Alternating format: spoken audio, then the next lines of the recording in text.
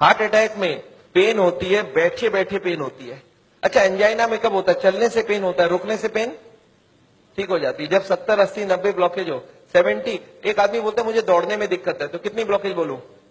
More than 70। एक बोलता है मुझे चलने में दिक्कत है, तो कितनी ब्लॉकेज बोलूं? More than 80। एक बोलता है मुझे नहाने धोने में दर्द है, तो मोर देन 90। और एक बोलता है मुझे बैठे बैठे दर्द है, तो 100%। याद रखिएगा, हार्ट अटैक मतलब है ब्लॉकेज इज इक्वल टू 100%। अच्छा, हार्ट अटैक धीरे धीरे होता है, सडनली हो जाता है? सडनली हो जाता है, सडनली। अभी का भी हो गया हार्ट अटैक, 5 मिनट पहले मिला, 5 मिनट बाद खत्म हो गया, हार्ट अटैक हो गई। कैसे हो जाता है आपको याद है? अब देखिए एक बार।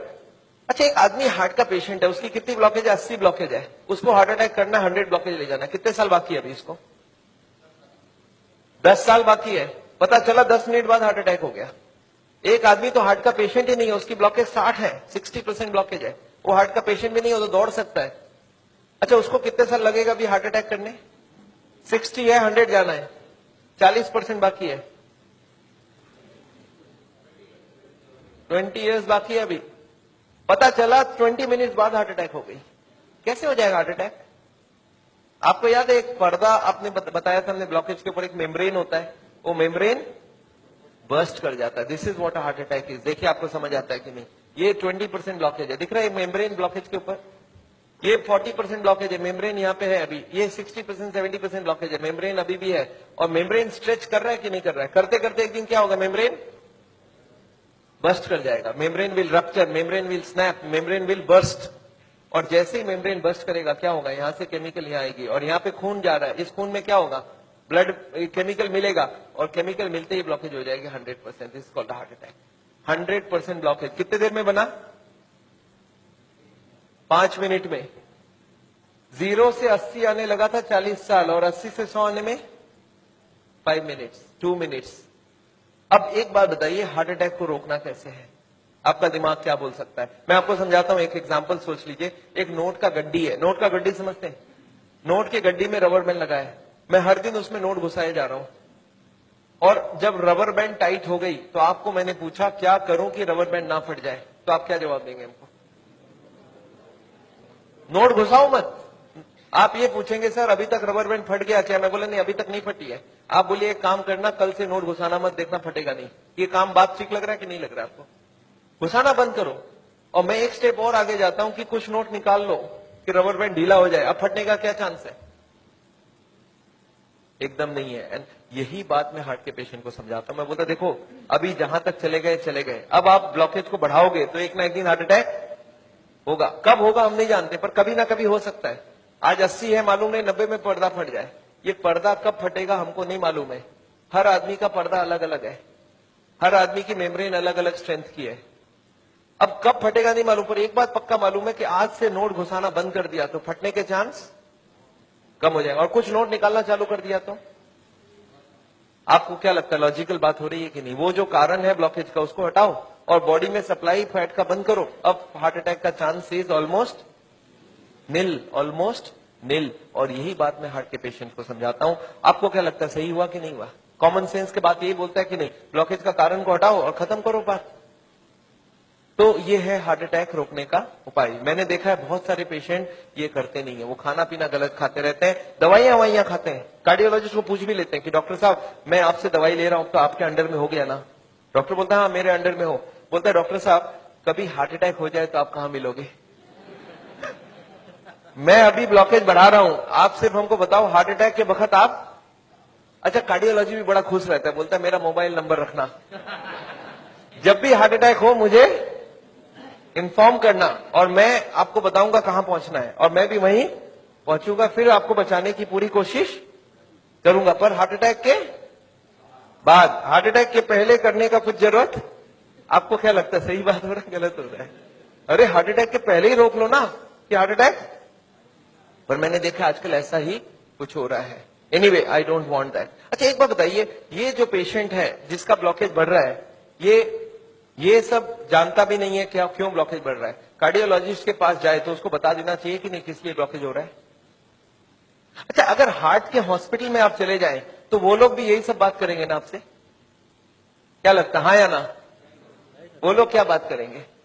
उनके पास दो प्लान है, एक है बाईपास सर्जरी और एक है एंजियोप्लास्टी। अच्छा, इतनी कॉमन सी बात है, ब्लॉकेज का कारण को रोको, वो इसको नहीं बता के बाईपास एंजियोप्लास्टी क्यों बोल रहे हैं? आपको क्या लगता है? आगे पहले कॉमन बात बताओ, फिर तो बाईपास सर्जरी एंजियोप्लास्टी की बात करते हैं। वो लोग चाहते नहीं है ये सब ज्यादा, वो बोलते हैं भाई हमारी बाईपास की काम अच्छी। अच्छा, वो लोग कैसे ले जाते होंगे आपको उस तरफ, मैं आपको समझाना चाहता हूं कैसे ये सिस्टम बन गया कि वो बाईपास एंजियोप्लास्टी की तरफ चले जाते आदमी। मैं आपको समझाता हूं। एक आदमी है, ऑर्डिनरी आदमी है, खाने में खूब चर्बी खाता है, उसको क्या मालूम इससे ब्लॉकेज होता है, सिगरेट उगरेट पी रहा है। एक दिन चलते चलते वो देख रहा है जब मैं स्पीड लेता हूं मेरे को यहाँ पे दर्द हो जाती है, फिर मैं रुक जाता हूं, दर्द ठीक हो जाती है। कितनी ब्लॉकेज है? 80। चलने में स्पीड लेते ही दर्द हो रहा है, जब वो दादर चढ़ता है, सीढ़ियां चढ़ता है, उसको दर्द होता है। तो कितनी ब्लॉकेज हो गई? 80। अच्छा, वो बताएगा क्या किसी को? सोचता है कि अभी तो मैंने फील किया है, अगर घर में जाके बता दूंगा घर वाले परेशान हो जाएंगे। एक तो ऐसे ही वो परेशान है, इतने सारे कॉम्प्लिकेशंस है घर पे, और मैं ये भी बता दूं तो झंझट हो जाएगा। बताता नहीं है। कितने दिन तक नहीं बताता है? 2 4 6 महीने तक वो खींचता रहता है। क्या करता है? जब भी स्पीड लेने का काम होता है बोलता है मैं धीरे धीरे जाऊंगा, आप छोड़ दो, चल जाने दो। जब दादर चढ़ना होता है तो धीरे से चढ़ता है, सामान उठाना होता है नहीं उठाता है, पर धीरे धीरे पता चल जाता है। एक दिन वाइफ बोलती है आप स्पीड में चलिए, पेशेंट बोलता है मेरे से स्पीड नहीं चला जाता। बोला क्यों? बोलता मेरे को यहाँ दर्द होती है। वाइफ बोला आपने कभी बताया नहीं? बोलता नहीं वो तो थोड़े दिन से हो रहा है ना, कुछ दिनों से। वाइफ अब छोड़ देगी वाइफ या नहीं छोड़ेगी? वाइफ बोलती चलो कल डॉक्टर के पास जाएंगे। तो लोकल कार्डियोलॉजिस्ट के पास पहुंच गए। अच्छा, लोकल कार्डियोलॉजिस्ट को जाके बता दिया कि डॉक्टर साहब जब मैं स्पीड लेता हूं तो यहाँ पे छाती में दर्द हो जाता है, फिर रुकता हूं ठीक हो जाता है। अच्छा, उनको कुछ आइडिया लग जाएगा? वो ईसीजी करके देखते हैं, उसमें कुछ नहीं आता है। पेशेंट बोलता है सर ईसीजी में नहीं आएगा, आप चला के ईसीजी लीजिए तब आ जाएगा। उसको मालूम है चलने से दर्द होता है, तो डॉक्टर स्ट्रेस टेस्ट कराता है, उसमें खराबी आ गई। अब इसका मतलब क्या हो गया? हार्ट की बीमारी है या नहीं है? ऑलमोस्ट पक्का हो गया।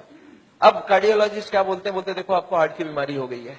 पेशेंट घबरा जाता है, बोलते सब क्या करूं? बोलते एक काम करो, मैं एक हॉस्पिटल का नाम लिख के देता हूं, उसमें चले जाओ, और एक कार्डियोलॉजिस्ट का नाम लिख के देता हूं, उसके पास चले जाना, और वहां पे वो जाके एंजियोग्राफी करेंगे, उससे पता चलेगा ब्लॉकेज है या नहीं है, और उसके बाद वो बाईपास सर्जरी एंजियोप्लास्टी जो भी बोलेंगे वो सब करवा लेना। पेशेंट बोलता है इसका मतलब वो सब करा लो। बोला हाँ, जो भी निकलेगा उस हिसाब से करा लेना। पेशेंट बोलता है सर और कोई बात? बोला एक काम कर देना मेरा, उनको बता देना मैंने ही आपको वहां पे भेजा है। अच्छा, इसका भी कुछ फायदा है ना? अच्छा, अब आप कहां चले गए नेक्स्ट डे? पेशेंट पहुंच गया हार्ट के हॉस्पिटल में, कार्डियोलॉजिस्ट को बता दिया कि मैं स्पीड लेता हूं, मेरे को छाती में दर्द होता है। कार्डियोलॉजिस्ट को कुछ समझ आ गया क्या? उनको बहुत अच्छे से समझ आ गया, एक नया पेशेंट आ चुका है। अच्छा, वो बोलते नहीं ऐसा, वो क्या बोलते हैं? वो बोलते हैं मेरे को डाउट है ये ब्लॉकेज है या नहीं है। अच्छा, पेशेंट खुश हो जाता है। पेशेंट बोलता है वो डॉक्टर तो मेरे को डरा ही दिया था, बोलता हार्ट की ब्लॉकेज है, और ये बड़ा डॉक्टर ये बोलता है मेरे को डाउट है।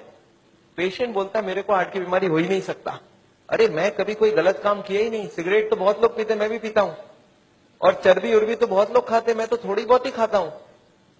तो पेशेंट क्या सोचता है कि कुछ निकलेगा तो नहीं, डॉक्टर ठीक ही बोल रहा है, कुछ मिलेगा ही नहीं। पेशेंट बोलता है सर कोई उपाय है, पता चल जाए ब्लॉकेज कितना है। कार्डियोलॉजिस्ट बोलते हैं वैसे एंजियोग्राफी कर लेते हैं, आपको देख लेते हैं है या। अच्छा, पेशेंट मान जाएगा नहीं मान जाएगा? पेशेंट बोलता है सर कोई भी टेस्ट हो मैं तैयार हूं, आप बोलो क्या क्या कराना है। बोलते नहीं, आपको एडमिट करके आपके अंदर एक तार घुसाएंगे और उसमें जान भी जाने की चांस है। अच्छा, पेशेंट फिर भी नहीं चाहता है कुछ, तो बोलते बिना तार घुसाए कुछ कर लीजिए ना, पता करना है ना ब्लॉकेज, कर लीजिए आप। कार्डियोलॉजी बोलते नहीं, एंजियोग्राफी बिना कुछ नहीं पता चलेगा। अच्छा, एंजियोग्राफी हो जाएगा नहीं हो जाएगा? एंजियोग्राफी हो जाता है। पेशेंट बोलता है चलो एक बार करा लेते हैं, फिर घर जाके सोचेंगे ब्लॉकेज मिल तो जाए, देखे तो सही कितना है, फिर जाके घर में। अच्छा, पेशेंट प्लान कर लेता है। क्या प्लान करता है? कि मेरी 30-40 ब्लॉकेज तो हो सकती है, मैंने गलत काम किया है, बड़े दिनों से मेरे को कोई ने बोला था फैट नहीं खाना, मैं खाया हूं, सिगरेट नहीं पीना, मैंने पिया हूं, तो कुछ ब्लॉकेज मिलेगा। और प्लान क्या बनाता है कि घर जाके कल से सारा खाना पीना बदल दूंगा, वॉकिंग चालू कर दूंगा, एक्सरसाइज चालू कर दूंगा। एकदम प्लान करके एंजियोग्राफी में जाता है कि कल खाली रिपोर्ट लेके घर जाना है। अच्छा, रिपोर्ट में कुछ, एंजियोग्राफी होने के बाद रिपोर्ट में कुछ मिलेगा या नहीं मिलेगा? रिपोर्ट में एंजियोग्राफी में कितनी ब्लॉकेज मिलेगी? 70, 80 है 90। अच्छा, जब 80 ब्लॉकेज मिल जाए, कार्डियोलॉजिस्ट सडनली बदल जाता है, वो बोलते हैं you are very lucky. Patient बोलता है लकी मतलब कुछ भी नहीं मिला आपको? बोला लकी इसलिए कि आप ठीक टाइम में यहां तक पहुंच गए, थोड़ा सा लेट आते तो कुछ भी हो सकता था। पेशेंट बोलता है इसका मतलब कुछ सीरियस बात है। बोला आप बचे कैसे, मेरे को समझ नहीं आ रहा है। यू आर वेरी लकी, अभी तक बच गए आप। अब आपका बचने का चांस बहुत कम है। पेशेंट बोलता पर हुआ क्या है? बोलता 80% ऑलरेडी फिनिश्ड, बस अब बस थोड़ा सा ही है। You are carrying an atom bomb. अच्छा, पेशेंट बोलता है सर एक काम कीजिए, आप रिपोर्ट मुझे दे दीजिए, मैं घर जाऊंगा। बोलते घर आप पहुंचेंगे कैसे? उसके पहले हार्ट अटैक हो जाएगा। अच्छा, आपको क्या लगता है, डॉक्टर को मालूम है कि हार्ट अटैक कल होगा, आज होगा? उसको तो ये भी नहीं मालूम 70 है, 80 है या 90 है। क्यों ऐसा बोला जा रहा है? To create a fear. और फियर से क्या होगा? फिर ऑपरेशन के लिए इमीडिएटली, बहुत सारे लोगों को इतना बोलने का जरूरत ही नहीं हो, तो इमीडिएट तैयारी हो जाता है। हार्ट का सुनते हैं उसके मन में ऐसे ही डर रहता है, उसको ज्यादा डराने का। पर कभी कभी पेशेंट बोलता है सर एक बात बताइए, ब्लॉकेज तो कल भी था, ब्लॉकेज तो आज भी है, कल तक तो मैं सारा ही काम कर रहा था, ये पेन तो मेरे को बड़े दिनों से है, मैं अब तो पता चला हूं। तो आप एक काम करिए, मेरे को आप डिस्चार्ज कर दीजिए, मैं घर जाके फिर सोचूंगा। बोला नहीं, आप एक काम कीजिएगा, आप करवट भी लेंगे ना तो हमको पूछ लीजिएगा। पेशेंट बोलता है नहीं सर मैं तो घर जाऊंगा। बोला आप रुकिए, आपके घर वालों से मैं पूछता हूं। अच्छा, घर वाले बाहर कौन कौन वेट कर रहे होंगे? सारा खानदान वेट कर रहा होगा। वहां पे जाके क्या बोलना है कि patient is very critical, any moment he can die. आप बोलो मैं बचाने की कोशिश करूं और जाने दूं। अच्छा, आंसर क्या होगा? वाइफ क्या बोलेगी कि जिंदगी भर इन्होंने मेरे लिए किया, आज मेरे को चांस मिला, आज तो मैं ऑपरेशन। वाइफ बोलती है कोई चीज का भी, कोई भी कंजूसी हमें नहीं करना है, इनको तो बचाना। अच्छा, बेटा मानेगा कि नहीं? एक बेटा बड़ा समझदार होता है, बोलता है डॉक्टर को, डॉक्टर साहब एक बात बताइए, मैंने सुना है कोलेस्ट्रॉल की वजह से ब्लॉकेज होता है, इनका कोलेस्ट्रॉल हाई है, तो क्या करूं कि कोलेस्ट्रॉल कम हो जाए? खाने पीने में क्या क्या चेंज लाना चाहिए? अच्छा, कार्डियोलॉजिस्ट मान जाएंगे इनसे बात में, वो बोलेंगे you are wasting my time, he is dying and you are talking all this rubbish. अच्छा, तब तक और जितने परिवार वाले बोले नहीं नहीं ऑपरेशन होना ही चाहिए। मेरे एक पेशेंट थे, बोले डॉक्टर साहब मेरे साथ पूरा ऐसे ही हुआ, मैं तो खाली एक बार टेस्ट कराने गया था और उसके बाद वो ऑपरेशन करके ही भेजे मेरे को वापस। मेरे एक और पेशेंट थे, बोले सर मैं फिर भी नहीं कराया, मैं निकल आया। मैं बोला आप निकले कैसे? बोला मैंने बोला मैं तो नहीं कराऊंगा, मुझे घर जाना है। वो बोले नहीं आप घर भी नहीं पहुंचेंगे। मैं बोला मैं लिख के देता हूं, मैं पहुंच जाऊंगा। फिर मैंने लिख के भी दे दिया, फिर भी वो जाने नहीं दिया। फिर मैंने लास्ट बोला, मैंने बोला देखो मैं करने तैयार हूं, पर प्रॉब्लम है मेरे पास पैसे नहीं है, आप फ्री का कोई ट्रीटमेंट हो तो करवा डालो। तब इन्होंने बोला कोई प्रॉब्लम नहीं है, आप घर चले जाओ। फिर मैं जब घर जाने लगा तब फिर से बुलाया उन्होंने, बोला अब आप एक बार बताओ ये इतने पैसे आप कितने दिन में इकट्ठा कर सकते हो? तब मैंने बोला देखिए मुझे प्रॉपर्टी बेच के आना होगा, 2 महीना लगेगा। फिर मुझे 2 महीना उन्होंने टाइम दे दिया। बोला अब कोई प्रॉब्लम नहीं है, 2 महीने बाद ही ऑपरेशन होगा। आपको समझ आ रहा है ऑपरेशन कब रुक सकता है? दिस इज, मैं ये नहीं बोलूंगा सारे जगह एग्जैक्टली यही हो रहा है, पर इसका ही कुछ छोटा मोटा रूप ये हॉस्पिटल का सिस्टम है। पर एक बात मैं जानता हूं, हॉस्पिटल को ये चॉइस देना चाहिए पेशेंट को। देखो the blockage is so much, these are the reasons. आप देखो क्या चाहते हो। आप अगर अपने आप को बदलोगे तो ऑपरेशन रुक सकती है। आप नहीं बदलना चाहते हो तो मैं ऑपरेशन कर दूं, उसके बाद जाके बदलने का कोशिश करो। But the hospitals don't give chance. उनको मालूम है ये एक मौका है, ऑपरेशन कर लेते हैं, बट उसके बाद भी उनको यही करना पड़ेगा। लाइफस्टाइल चेंज तो पेशेंट को फिर भी करना पड़ेगा। मैं जानता हूं हार्ट के पेशेंट्स को मैं 3 चीज देखते दिखाऊं, एक तो दवाइयां हैं, एक बाईपास और एक एंजियोप्लास्टी। ये दवाइयां मैं आपको एक बार समझाना चाहता हूं दवाइयां क्या काम करती है, और another 10 minutes I will take. देखिए ये ट्यूब है जिसमें कोई ब्लॉकेज नहीं है, और ये 80-90% ब्लॉक है, दिख रहा है आपको? अब ये पेशेंट को चलने से दर्द होता है, एक दवाई ऐसी है जो दवाई देते ही दर्द कम हो सकती है। कौन सी दवाई है? सॉर्बिट्रेट। नाम सुना आपने? क्या करता होगा सॉर्बिट्रेट? देखिए क्या करता है Sorbitrate. This what is the action of Sorbitrate. क्या हुआ? ट्यूब चौड़ी हो गई, ब्लॉकेज वहीं की वहीं रह गई, ट्यूब चौड़ी हो गई, ट्यूब थोड़ा फैल गया, फैलते क्या हो गया? ब्लड सप्लाई बढ़ गई। पेशेंट बोलता है मुझे अब कोई दिक्कत नहीं है, पर यह दवाई का असर रहेगा 8 घंटे बाद, तो 8-8 घंटे में एक सॉर्बिट्रेट देनी पड़ेगी। एक पेशेंट मेरे को बोला मैं सॉर्बिट्रेट नहीं लेता हूं, मैं मोनोट्रेट लेता हूं। मैं बोला वो भी सॉर्बिट्रेट का ही भाई है। तो ये जितने भी सॉर्बिट्रेट है उनका नाम मैं आपको दिखा सकता हूं। These are all kinds of sorbitrate and all. ये सब दवाई हम लोग दे देते हैं। सॉर्बिट्रेट, इस्मो, आइसोडिल, मोनोट्रेट, नाइट्रोफिक्स, एंजिसेड, इम्डूर, वेंजिकॉर, वेसोट्रेट, मोनोट्रेट, सॉर्बिट्रेट, मोनोसॉर्बिट्रेट, नाइट्रोकंटीन, वेसोप्रीन, मोनोस्प्रीन, इस तरह की दवाइयां हम हार्ट के पेशेंट्स को दे देते हैं। एनीवे दवाइयां बहुत सारे तरह की मिलती है। एक होता है हार्ट की ऑक्सीजन की जरूरत को कम कर देता है, इसको बोलते हैं beta blocker, calcium channel blocker, फिर एस इनहिबिटर, ऐसे करके बहुत सारी गोलियां हम लोग हार्ट के पेशेंट्स को दे सकते हैं। I am not going to go into that detail. कुछ ब्लड पतला करने का दवाई भी देते हैं, आपने देखा है नाम, इकोस्प्रिन, कोल्स्प्रिन, एएसए, डेलिस्प्रिन, डिस्प्रिन, क्लोपिक्रेल, क्लोपिलेट, क्लोपिवास, सिरुविन, क्लैबिक्स, क्लोट्रेल, प्लाजरिल, स्ट्रोमेक्स, डीप्लैक, इस तरह की गोलियां हम लोग देते हैं ब्लड को पतला करने के लिए। पर ये गोलियां देने से भी पेशेंट ठीक नहीं होता है, तो इसके लिए मैं चाहता हूं वो लाइफस्टाइल चेंज करें, अपनी ब्लॉकेज को कम करें कि उनको देने की जरूरत पड़े ही नहीं। अच्छा, ये गोलियां इतनी खाएगी, इसके साइड इफेक्ट्स होती है क्या?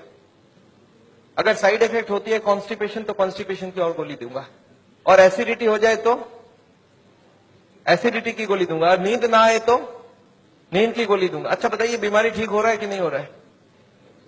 आई एम नॉट कीन, मैं जानता हूं दवाई आज जरूरत है, पर कल दवाई की जरूरत ना हो उसका बंदोबस्त करना बहुत जरूरी है। इसके बाद चलते हैं, ये एंजियोग्राफी क्या चीज है। हॉस्पिटल में जाते हैं, एंजियोग्राफी करते हैं, और ये एंजियोग्राफी मुझे पसंद क्यों नहीं है मैं आपको बताना चाहता हूं। This is what is the problem with angiography.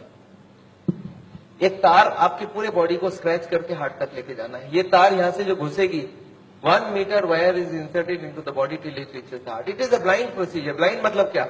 आप घुसा दो, ये अंदर जाती जाएगी, और अगर अटक गई तो वापस खींच के फिर से ट्राई करना होगा। मतलब वो अंदर स्क्रैच करेगा ही करेगा, पूरे बॉडी को स्क्रैच करती है। वो लिखवा लेते हैं कि अगर हार्ट अटैक हो गया तो मेरी कोई जिम्मेवारी नहीं है, और ये पूरे बॉडी को ये पंक्चर भी कर सकता है। मैंने ऐसे ऐसे पेशेंट देखे हैं कि एंजियोग्राफी के वक्त ही डेथ हो गई। एंजियोग्राफी में पैर को काटना पड़ा अल्टीमेटली, क्योंकि वो पैर की ट्यूब को डैमेज कर दिया। तो एंजियोग्राफी मैं नहीं चाहता हूं। और उसके बाद क्या होगा? इनएक्यूरेसी अबाउट द रिपोर्ट, और उसके बाद pressure from the cardiac doctors for the next operation. Patient को लगता है मेरे को इमरजेंसी हो गया, बट इमरजेंसी प्रिसिपिटेट कराया जा सकता है। एनीवे, ये एंजियोप्लास्टी जो है, ये दो ऑपरेशन, दो चीज वो लोग करते हैं, एक एंजियोप्लास्टी, एक बाइपास सर्जरी। मैं एंजियोप्लास्टी 2 मिनट आपको समझाना चाहता हूं। What is this angioplasty? एक स्टेंट लगाते हैं, सुना आपने नाम? एक रिंग लगा देते हैं हार्ट में। What is this? Let me explain what is this. पिछले 20 साल में जो एंजियोप्लास्टी है, ये बार बार फेल किया और बार बार इसको सक्सेस बताया गया। पहले आई थी बैलूनिंग, बैलून एंजियोप्लास्टी। उसके बाद बहुत सारे तरह के एंजियोप्लास्टी आई, ऑर्डिनरी स्टेंट आई, फिर गोल्ड स्टेंट आई, फिर रोटा ब्लेडर आया, रेडियो एक्टिव स्टेंट आई, लेजर एंजियोप्लास्टी आई, आजकल चल रहा है ड्रग कोटेड स्टेंट। पर ये सारे के सारे फेल हुए हैं। क्यों फेल हुए, एक बार समझाना चाहता हूं। देखिए, ये बैलूनिंग क्या चीज है, याद है आपको? एंजियोग्राफी के वक्त तार अंदर घुसाई थी, वो कहां तक गई थी? हार्ट तक, यहां तक तार आई थी। इस तार के ऊपर ये बैलून होता है। इस तार को थोड़ा सा धक्का मारते हैं, कभी कभी कार्डियोलॉजिस्ट तार को अंदर रख के बाहर आ जाते हैं, आके बोलते हैं देखो तार अंदर है, बोलो तभी खोल दूं। आप बोलते चलो खोल दो, कितने लगेंगे? 2 लाख लगेंगे, 2 लाख दे दिया। अब ये तार को ये लोग धक्का देते हैं थोड़ा और, तो तार की जो बैलून है ये बीचों बीच आ जाती है ब्लॉकेज में। अब इस बैलून में पानी डालना होता है। ये बैलून ऐसा होता है, इसमें पानी डालते ही बैलून फूल जाती है। अच्छा, पानी कैसे डालेंगे? आपने होली में बैलून फुलाया एक सिरिंज से? सिरिंज में पानी ले लो, सिरिंज को दबा दो तो बैलून के अंदर पानी घुस जाए। तो बाहर से सिरिंज से पानी डालेंगे तो बैलून क्या होगा? फूल जाएगी। फूलते ही ब्लॉकेज कहां गई? साइड में दब जाएगा, ऊपर कंप्रेस्ड हो जाएगी, नीचे कंप्रेस्ड हो जाएगी। अच्छा, ये बैलून को जब पानी निकाल लेंगे तो क्या होगा? बैलून को वहां पे 2-4 सेकंड से ज्यादा नहीं रख सकते, क्योंकि हार्ट अटैक हो जाएगी, 100 हो जाएगी ब्लॉकेज। तो बैलून में पानी डाला और सिरिंज से वापस पानी खींच लिया। जैसे ही पानी खींचा, बैलून वापस चिपक गई, तार को पकड़ के बाहर निकाल लिया। Angioplasty is over. आपको समझ आ रहा है क्या करना पड़ा? ये तार यहां थी, इसी को थोड़ा आगे किया, बैलून डाल, पानी निकाल लिया और ब्लॉकेज वापस। अच्छा, ब्लॉकेज वापस आ जाएगी नहीं आ जाएगी इसके बाद? क्या लगता है आपको? This is elastic. इलास्टिक समझते हैं आप? ये लोहा या पत्थर नहीं, इलास्टिक है। और जैसे ही बैलून निकाल लिया, ब्लॉकेज वापस आने लग गई। थोड़े साल बाद यही कार्डियोलॉजिस्ट मान गए बैलूनिंग काम की नहीं है। पहले क्लेम किया था बैलूनिंग एक बार कराओगे जिंदगी भर चलेगी, फिर मान गए काम की नहीं है। फिर क्या हो गया? फिर वो बोले इसमें स्टेंट लगाना होगा। What is this stent? Look at this, this is the blockage. दिख रहा है आपको येलो कलर की? और इसके अंदर एक बैलून डाल दिया। आपको दिख रहा है ब्लैक कलर का बैलून? बैलून में पानी डाला तो ब्लॉकेज कहां चलेगी? साइड में आ गई। जब बैलून निकाल लेंगे तो ब्लॉकेज वापस आएगी। तो यहाँ पे एक स्प्रिंग लगा देते हैं। ये स्प्रिंग क्या काम करेगा? ब्लॉकेज को आने से रोक देगा। आपको समझ आ रहा है स्प्रिंग का मतलब क्या है? अगर स्प्रिंग डाला गया, इसका मतलब क्या है? कि ब्लॉकेज वापस आ रही थी। इसका मतलब पहले वाला जो क्लेम था वो गलत था कि बैलूनिंग करा लो, ठीक रहा। इसके बाद ये जो स्टेंट लगी, स्टेंट का एक मेजर प्रॉब्लम है कि इसके अंदर से ब्लड जाएगी। और फॉरेन बॉडी के अंदर ब्लॉकेज बहुत जल्दी होती है। ये देखा गया है स्टेंट में 6 महीना 1 साल में सारे ब्लॉक आ जाती वापस। और ये जब वापस आने लगी तब इन्होंने थोड़े दिन तक तो बोला नहीं आती है, नहीं आती है। थोड़े दिन बाद इन्होंने बोला कि नहीं, ये स्टेंट तो खराब होगी क्योंकि ये ऑर्डिनरी स्टेंट है, इसमें एक मेडिकेटेड स्टेंट देना होगा। वो दवाई में डाल के स्प्रिंग को निकाल लेंगे, अब बहुत बढ़िया हो जाएगा। तो ड्रग की कोटिंग चल जाए। आपने देखा है चांदी के गहने में सोने की कोटिंग चढ़ाते हैं, तो वो स्प्रिंग के ऊपर कोटिंग चढ़ा देते हैं और वो कोटिंग चढ़ा के लगा दिया, पर इसके बाद भी ये फॉरेन बॉडी ही रही, इसमें वही का वही रिजल्ट आया है। अभी लेटेस्ट है कि 66% people with in 1 year will come back with a reblockage. इसके बाद है बाईपास सर्जरी। एक बहुत बड़ी सर्जरी होती है। देखिए बाईपास सर्जरी मैं इसलिए नहीं चाहता हूं, एक बहुत बड़ा सर्जरी है। एक पूरे चेस्ट को काटो और इसको काट के, इसको चाकू से नहीं कटेगा, इसमें आड़ी से कटेगी। आड़ी समझते हैं आप? आपने मार्बल फिटिंग के वक्त एक देखा गोल चक्का लेके घूमते हैं, ऐसा एक लगा के ये पूरा खुलेगी। इसको अंदर से ऐसे जैक करके ऐसे खोलेगा, अंदर में हार्ट को रोक के उसमें ऑपरेशन होगी। और हार्ट को रोकेंगे तो एक मशीन से पूरे बॉडी को ब्लड जाएगा, इसको बोलते हैं हार्ट लंग मशीन। उसमें कुछ ब्लड डाल के उससे चलाना होगा। And during this time the operation has to take place, but this operation is very complicated. Luck अच्छा हो तब ठीक है, नहीं तो कुछ ना कुछ कॉम्प्लिकेशन रहती है, बहुत सारे लोगों की जान भी जाती है। पर ऑपरेशन के बाद क्या होगा, ये देखिए ऑपरेशन के बाद क्या होगा। ये ट्यूब जो ब्लॉकेज है वो यहीं रह गई, इसके जगह नई ट्यूब लग गई। तो ये ब्लॉकेज के जगह नई ट्यूब लग गई तो क्या हो गया, बाईपास हो गया। पर ये नई ट्यूब में फिर कभी ब्लॉकेज आएगा कि नहीं, आपको क्या लगता है? ये नई ट्यूब में फिर से ब्लॉकेज आती है। अच्छा, अब तो 40 साल बाद ही आएगी ना, पिछले बार कितने साल लगी थी आपको याद है? देखिए एक वाई का जवाब सोच के देखिए, ओरिजिनल ट्यूब में कितने साल में ब्लॉकेज हुई थी? 20 से 40 साल। तो कितनी स्पीड रही? 2 से 4%, 6% पर ईयर। और एंजियोप्लास्टी के बाद अगर 2 साल में वापस रीब्लॉकेज होती है तो कितने साल हो गई? 40% पर ईयर। और बाईपास के बाद अगर 5 साल में रीब्लॉकेज आती है तो 20% पर ईयर। जो ट्यूब ओरिजिनली 2% की ब्लॉकेज कर रही थी वो अब ऑपरेशन के बाद उसकी स्पीड क्यों बढ़ गया? क्योंकि अब वो ओरिजिनल नहीं रहा। हमारी बॉडी को जब तक ओरिजिनल रखो तब तक अच्छी बात है। हमारे प्राइम मिनिस्टर ने भी 2 बाईपास कराई है, एंजियोप्लास्टी 5 स्टेंट लगाई है। पर मैं जानता हूं उसके बाद भी तो फिर से कराना पड़ा। एक बार कर लिया, दूसरी बार कराया, कब तक करा सकता आदमी? और मैं जानता हूं बॉडी में एक बार कॉम्प्लिकेशन कराना, उनके लिए तो चलो बहुत बड़ा टीम लगेगा। हर आदमी के लिए इतनी बड़ी टीम नहीं भी लग सकती है और इतना बड़ा ऑपरेशन नहीं भी कर सकते ठीक से। पर मैं जानता हूं अगर ऑपरेशन बिना ही हमारी काम बन जाए, अगर हम लाइफस्टाइल को ही चेंज करके कर सकते हैं तो हम ऑपरेशन क्यों करवाएं? And this is what is the contention. Nevertheless मैं हार्ट के पेशेंट को एक ही चीज समझाता हूं कि ब्लॉकेज अगर रिवर्स करना है तो उसके लिए थोड़ा आपको एक्यूरेसी करना होगा। What is this accuracy? You understand? This is the accuracy. इस पिक्चर को आपने देखा है, इसमें एक्यूरेसी लिखा है। कितना एक्यूरेसी है इसका मतलब? मैं आपको समझाता हूं। ये एक ड्रम है, ये ड्रम में मैं पानी भरना चाहता हूं और इसमें 15 छेद है। आप बताइए कितनी छेद बंद करने से ड्रम भरेगी? याद है 15 कारण है। अब इसमें से कितने को कंट्रोल करूं कि ड्रम भर जाए? सारे को करना होगा। अच्छा, मैं हार्ट के पेशेंट्स को क्या देखता हूं, उनको कुछ मालूम भी नहीं है इसके बारे में।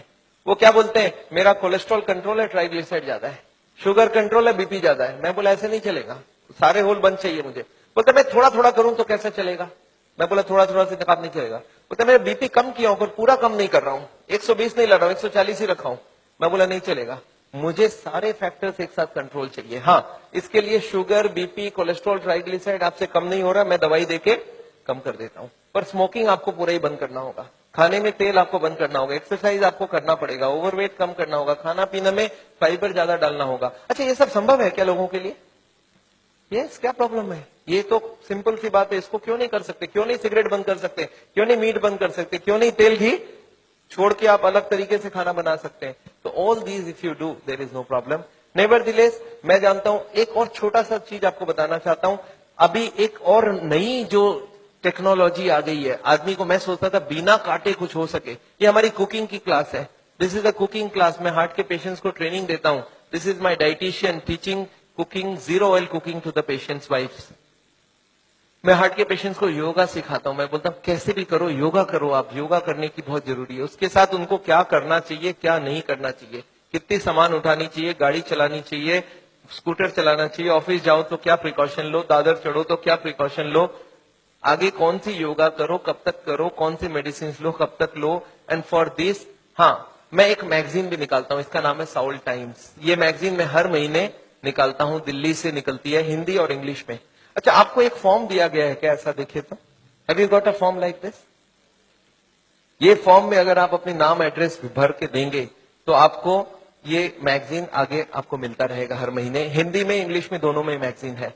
और इसके साथ एक छोटा सा और क्वेश्चन ये रखा है कि यहाँ पे अगर हम लोग ऐसा कोई कैंप करवाएं, so how many people will be interested to join such a camp? 1 दिन का या 2 दिन का ऐसा एक कैंप अगर हम करवाएं तो कोई इंटरेस्टेड हो तो प्लीज फिल इट अप। मेरे को लोग बोलते हैं डॉक्टर साहब इतनी सारी बातें अगर कैसे याद रखूंगा, मैंने बहुत मोटी मोटी किताब लिखी है। आदमी बोलता है सर छोटा सा कुछ दीजिए ना कॉपी, तो मैंने एक ऐसी किताब बनाई है जिसका नाम है पॉकेट गाइड। एक 30 रुपीज की किताब है, कोई 2 घंटा बैठ के पढ़ ले तो जितनी बातें मैंने बताई है सब इसमें लिख के रखा है। So this book I have brought over here. मेरे ख्याल से बाकी बुक्स तो मैं नहीं ला सकता हूं क्योंकि हंड्रेड्स ऑफ बुक्स आते हैं, तो मैं ये बुक लाया हूं। कोई को लगता है कि मैं पढ़ना चाहता हूं और कोई को पढ़ाना चाहता हूं, हार्ट के पेशेंट को जरूर पढ़ाइए। 30 रुपीज की गिफ्ट होती है, you can give it to anybody and they will learn things from the book. तो ये बहुत जरूरी है। मैं जानता हूं, मैं ये मैगजीन पिछले 10 साल से रन करता हूं and it is gone all over the world. मैं एक नई टेक्निक आपको इसी वक्त बताना चाहता हूं। There is a new machine which has come which can open the collaterals. देखिए कोलैटरल्स का क्या मतलब है, ये ब्लॉकेज है। बाईपास सर्जरी में क्या करते हैं, एक नई ट्यूब लगा देते हैं। इसमें क्या करते हैं, जो हार्ट की ये ब्रांच है और ये ब्रांच है, इनको जोड़ देते हैं आपस में, and there are so many small tubes, जो इसको जुड़ जाए तो ब्लड यहां से आने लगे। ये जो छोटे छोटे ट्यूब है, ये मैंने बोला था स्पोर्ट्समैन चालू करके रखते हैं, और स्पोर्ट्समैन चालू कर दिया तो क्या हो गया, उसके पास 2 सप्लाई हो गई, एक तो ये ओरिजिनल है और एक साइड वाली भी है। इसको बोलते हैं कोलैटरल। बैंक में आपने लोन लेते हुए देखा है कभी, कोलैटरल्स बोलते हैं। कोलैटरल मतलब क्या, कि ये फेल हो जाए तो दूसरा कोई होना चाहिए। तो ये कोलैटरल्स भगवान ने हमें दे के रखा है। ओरिजिनल तो था ही था, एक कोलैटरल भी देके रखा, कभी ये फेल हो जाए तो ये चालू करना। अच्छा, ये अगर चालू हो जाए बिना ऑपरेशन के तो इससे अच्छा कुछ नहीं हो सकता। And this is a new machine, new technology which has कम। देखिए हमारे मेडिकल साइंस की टेक्नोलॉजी बिना कांटे वाली टेक्नोलॉजी है। ये देखिए ये ट्यूब्स है जिसमें कोई कोलैटरल्स चालू नहीं है, और ये है ट्यूब्स के सारे कोलैटरल्स चालू हो गए। आपको समझ आ रहा है डिफरेंस दोनों के अंदर? ये जो छोटे छोटे कोलैटरल्स है ये हमारे सबके पास है, और एक मशीन से इसको या तो स्पोर्ट्स करके चालू कर सकते हैं या तो एक मशीन से चालू कर सकते हैं। ये मशीन क्या करती है सोचिए, ये जैकेट्स लगा दिया हमने कफ में, थाई में, बटक्स में, और सारे को एक साथ स्क्वीज कर दूं तो क्या होगा, इसकी ब्लड कहां जाएगी, बॉडी में ही रहेगी, पर कहां जाएगी, ये हार्ट की तरफ जाके हार्ट की ट्यूब्स को धक्का देके प्रेशर देके इसको खोलेगी। ये प्रेशर 1-1 घंटे तक एक में इसको हार्ट के संग सिंक्रोनाइज करके दिया जाता है। सिंक्रोनाइज मतलब हार्ट जब पंप करे तो मशीन पंप नहीं करता है, जब हार्ट पंप करके रिलैक्स करने लगे, जब पूरी ब्लड वापस आती है तो वो स्क्वीज करके सारे ब्लड को एक साथ भेजा जाता है।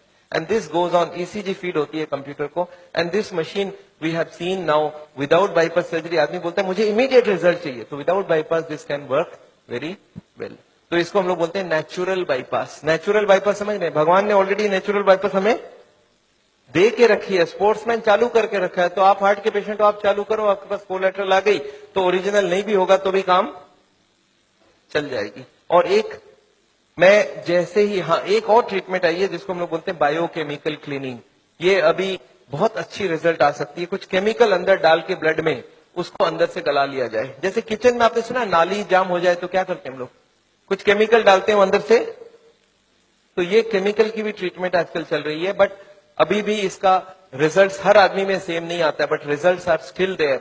बहुत सारे ऐसे पेशेंट है जो 30-40% तक ब्लॉकेज इससे कम हो सकती है। नेवरदिलेस मैं समझता हूं मैंने बहुत सारा लेक्चर आपको दे दिया है। कोई ने मेरे को बोला था एक बार कि डॉक्टर साहब कभी भी किसी को आधे घंटे से ज्यादा लेक्चर मत दिया कीजिए। मैंने बोला क्यों, बोला आपने स्कूल, उसके बाद दिमाग काम नहीं करता है। मैंने बोला क्यों ऐसा बोल रहे हैं, बोलते आपने स्कूल कॉलेज में देखा है कभी भी पीरियड्स 40 मिनट से ज्यादा नहीं रखते हैं, उसमें 5 मिनट आने जाने का वेस्टेज गिन लो, आधे घंटे ही चलेगा दिमाग। मैं बोला पर मैंने देखा आप टीवी देखते हो तो 2-3 घंटा देखते हो एक साथ। बोलते नहीं वो इंटरेस्टिंग हो तो देखते हैं। तो मैं जानता हूं आप हमारे साथ बैठे हैं 2 घंटे के लिए और आपको जरूर इंटरेस्टिंग लगा होगा। मैं फिर से धन्यवाद देना चाहता हूं ये हॉल को अरेंज जिन लोग ने किया उनको, श्री माफत लाल जी को जिन्होंने आपके लिए ये लेक्चर कराया है। और अगर आपको लेक्चर अच्छा लगा तो उनके लिए फिर से एक बार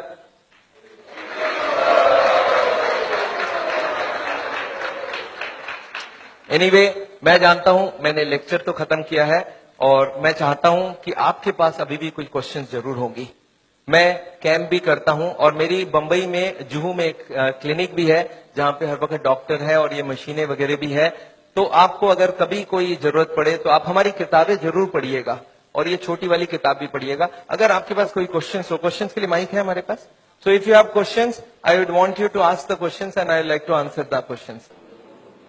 You don't cover the effect of the alcohol. Yes, very important thing, alcohol. मैं आपको बता दूं अल्कोहल हार्ट के लिए कभी अच्छी नहीं है। We don't recommend alcohol for the heart patient. क्यों? अल्कोहल में ग्लिसरॉल होती है और ग्लिसरॉल से ट्राईग्लिसराइड का रिश्ता होता है। ट्राईग्लिसराइड ग्लिसरॉल होता है उसमें भी। तो अल्कोहल में एल्डिहाइड ग्रुप है और ग्लिसरॉल में एल्डिहाइड ग्रुप है और ये दोनों एक दूसरे से एक्सचेंज हो जाती है। जब भी कोई अल्कोहल ले तो उसका ट्राईग्लिसराइड 40-50 तक बढ़ जाती है। तो अल्कोहल कभी हार्ट के लिए अच्छा है ही नहीं। पर अल्कोहल से एक अच्छाई होती है हार्ट में, वो है एचडीएल बढ़ जाती है। तो हार्ट के पेशेंट्स क्या चाहते हैं मालूम है? बोले एचडीएल की बात करो, ट्राईग्लिसराइड की बात ना करो। अरे मैं कैसे बात ना करूं? एक चीज अच्छा एक खराब है ना, तो मैं दोनों को ही बात करूंगा ना। अच्छा, अल्कोहल में एक ही खराबी है और भी खराबी है। मैं आपको गिनाता हूं अल्कोहल की खराबी। एक तो अल्कोहल से स्टोमक खराब हो जाता है, गैस्ट्राइटिस हो जाता है, लीवर खराब होता है, इसको बोलते हैं सिरोसिस ऑफ द लीवर। सुना आपने नाम? अच्छा, अल्कोहल से नर्वस सिस्टम खराब होती है। आपने सुना है अल्कोहल पी के एक्सीडेंट करके लोगों को मार डाला लोगों ने? सुना है सर? तो अल्कोहल से पैसे भी खराब होते हैं, आपको मालूम है क्या? अच्छा, अल्कोहल से एडिक्शन होता है, ये बात मालूम है आपको? एडिक्शन मतलब क्या है? जिसको अल्कोहल पीने की आदत पड़ जाए वो मारपीट करके भी अल्कोहल पिएगा, हर दिन पिएगा। एक आदमी मेरे को बोला सर सबको ही नहीं होता है ऐसा। मैं बोला जो जो हो चुका है उसको जाके पूछो कि आप जब शुरू किए थे तब हर दिन पीते थे क्या? बोलते नहीं, मैं तो पहले एक ही बार पीता था, कभी जिंदगी में एक बार पिया पहले बार, फिर महीने में एक बार पिया, फिर हफ्ते में एक बार पिया, फिर हफ्ते में 3 बार पिया, फिर धीरे धीरे अब हर दिन पीने की आदत हो गया है। तो कौन गारंटी दे सकता है आप उसी एडिक्शन में नहीं जाओ? अल्कोहल में परिवार को बड़ा टेंशन रहता है, वाइफ सबसे ज्यादा दुखी होती है।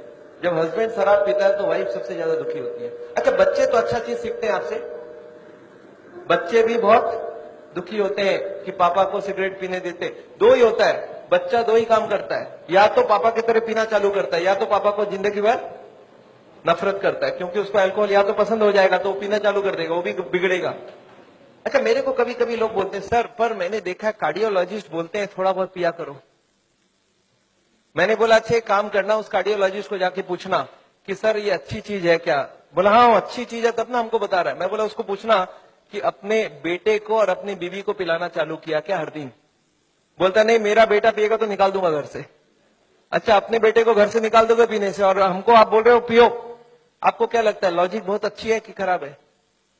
कोई भी कार्डियोलॉजिस्ट को यहाँ हाथ लगा के बोलिए कि हाँ ये अल्कोहल बहुत अच्छी चीज है, मैं अपने बच्चों को पिलाऊंगा, अपनी वाइफ को पिलाऊंगा, तब तो मैं मान जाऊं।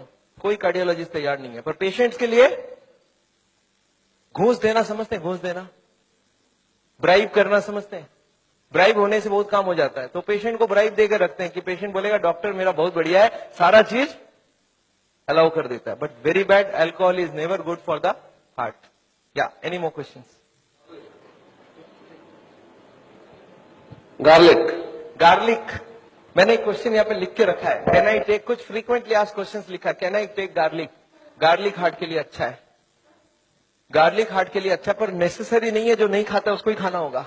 ऐसे हजारों फूड है जो हार्ट के लिए अच्छा है, तो you can take any of this food.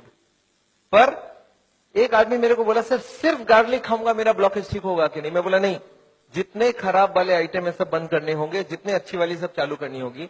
तो ऐसा नहीं कि गार्लिक इज अ पैनासिया, पर garlic is definitely good, cholesterol को कम करता है। या यस मैम।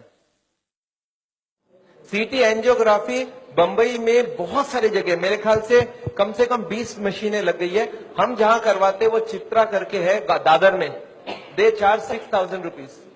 तो ये सीटी एंजियोग्राफी का लिए आपको अगर एड्रेस चाहिए, हमारी क्लिनिक का एड्रेस आपके पास है already, you call them up, they will give you the details. Okay So what is good cholesterol, and what if you have the range of good cholesterol is higher than the normal range?